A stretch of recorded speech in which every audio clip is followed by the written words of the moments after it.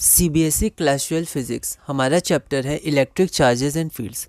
अगला क्वेश्चन है question number 20।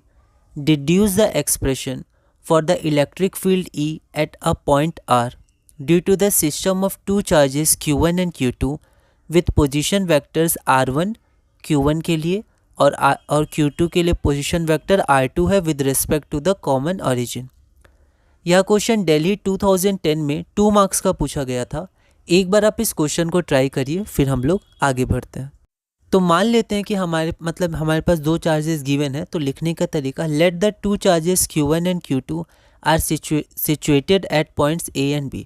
तो Q1 Q2 तो गिवन था, पर मान लिया वो दोनों A और B पे हैं। ठीक है, तो ये आपका A हो गया और ये आपका B हो गया। आगे बढ़ते हैं। Having position vectors R1 and R2। ठीक है, तो ये आपका ओरिजिन हो गया। ये पॉइंट A है जिसपे Q1 है, ये पॉइंट B है जिस पे Q2 है। ठीक है, Q1 का पोजीशन वेक्टर तो ओरिजिन से लेंगे, तो ये आपका R1 हो गया और Q2 के लिए आपका R2 हो गया। ठीक है, तो ये हमारा हुआ। आगे बढ़ते हैं।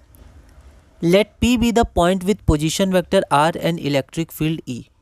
तो P हमारे ये पॉइंट है जिसका पोजीशन वेक्टर R है और यहाँ पर इलेक्ट्रिक फील्ड आपका E है। अभी इसको डिनोट नहीं किया है, आगे करेंगे, मतलब आगे जब हम लोग E1 E2 जोड़ के निकालेंगे। ठीक है, तो P पे इलेक्ट्रिक फील्ड आपका E है। अब वेक्टर है तो ऊपर वेक्टर साइन भी हम लोग दे दिए हैं। ठीक है, अब हम क्या करते हैं, AP निकालते हैं। AP क्यों निकाल रहे हैं, क्योंकि जब हम लोग इलेक्ट्रिक फील्ड निकालेंगे तो डिस्टेंस हम लोग Q1 के कारण जो P पर इलेक्ट्रिक फील्ड निकालेंगे तो दोनों के बीच में डिस्टेंस AP है, तो AP भी निकालना होगा वेक्टर फॉर्म में।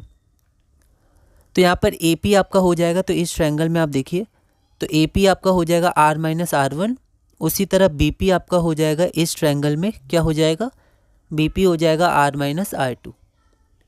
ठीक है, आगे बढ़ते हैं। इसको हमने इक्वेशन नंबर 1 मान लिया। E1 क्या है, तो E1 को हमने मान लिया electric field at point P due to Q1। तो E1 हो गया KQ बाई R स्क्वायर। अब वेक्टर में लिखेंगे तो mod R cube into R vector. ठीक है, तो 1/4 pi epsilon naught 4 Q1 by mod AP का whole cube into vector AP। Similarly E2 is equal to electric field at P due to charge Q2। तो E2 आपका हो गया 1/4 pi epsilon not Q2 by mod BP का whole cube into vector BP। ठीक है, तो यहाँ पर आपका नेट इलेक्ट्रिक फील्ड क्या हो गया, तो दोनों वेक्टर फॉर्म में है, तो E1 प्लस E2 कर देंगे, तो vector E1 plus vector E2। तो आपका इलेक्ट्रिक फील्ड क्या हो गया, 1/4 पाई एप्सिलॉन नॉट कॉमन ले लिया, तो Q1 into AP divided by mod AP का whole cube plus Q2 by mod BP का होल क्यूब इंटू BP, है ना। अब हम लोग क्या करेंगे, इसकी वैल्यूज़ पुट करेंगे।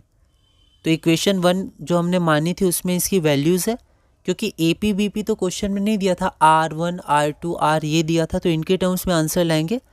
तो बस AP की जगह R माइनस R1, BP की जगह R माइनस R2, और ये हमारा रिक्वायर्ड आंसर हो जाएगा। ठीक है, तो ये हमारा रिक्वायर्ड आंसर हो गया, जो हमारा एक्सप्रेशन जो हमें फाइंड करना था। वेक्टर्स में थोड़ा हमें ध्यान रखना है जब वेक्टर फॉर्म में हम लिखते हैं। अगला क्वेश्चन देखते हैं, क्वेश्चन नंबर 21।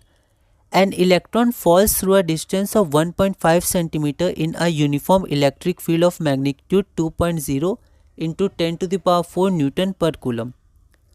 तो यहाँ पर इलेक्ट्रॉन है, ये हमें डिस्टेंस दी हुई है D 1.5 सेंटीमीटर। इलेक्ट्रॉन यहाँ से फॉल हो रहा है। ठीक है, इलेक्ट्रिक फील्ड की डायरेक्शन ऐसे अपवर्ड्स, तो इलेक्ट्रॉन पे डाउनवर्ड फोर्स लगता है, अपोजिट डायरेक्शन में तो फॉल होगा।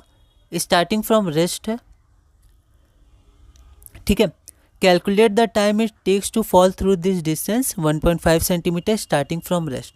तो अगर हम उसकी इनिशियल वेलोसिटी 0 होती है तो कितना टाइम लगेगा उसको फॉल होने में।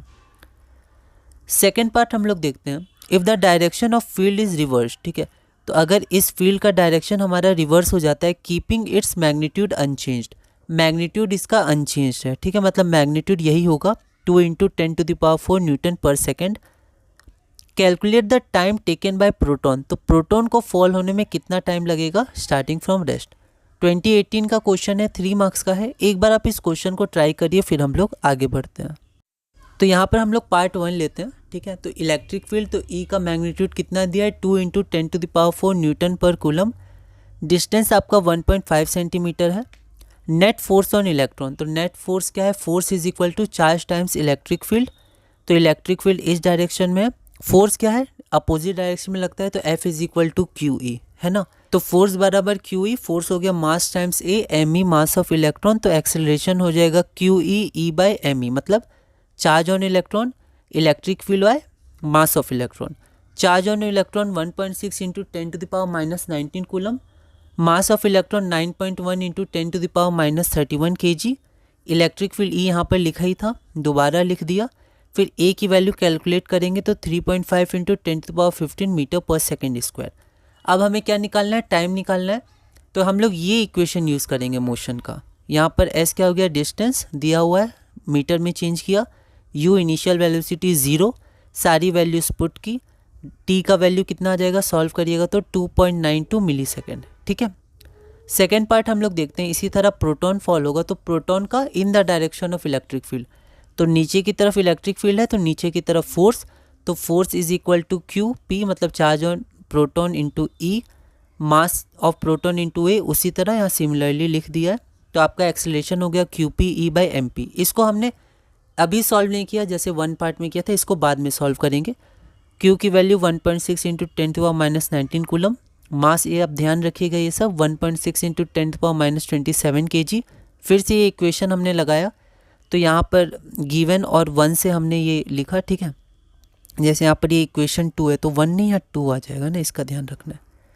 यहाँ 2 आ जाएगा, ठीक है। अच्छा यहाँ पर 1 था, ठीक, यहाँ 1 होगा, हाँ इसको ध्यान रखेंगे। 1 से हमने ये एक्सप्रेशन लिखा, 2 से हमने वैल्यू डाली, है ना। ये वैल्यू के लिए 2 था तो ठीक है ना। तो रिक्वायर्ड टाइम हो जाएगा 1.22 into 10 to the power minus 7 second. तो इक्वेशंस का ध्यान रखिएगा, बोर्ड है तो आपको लिखना है। टॉपिक 3 इलेक्ट्रिक फील्ड लाइंस, इसका क्वेश्चन नंबर 22 ये रहा, 2014 में पूछा गया था 1 मार्क का। एक बार आप इस क्वेश्चन को ट्राई करिएगा। अगली वीडियो में हम टॉपिक 3 से कंटिन्यू करेंगे।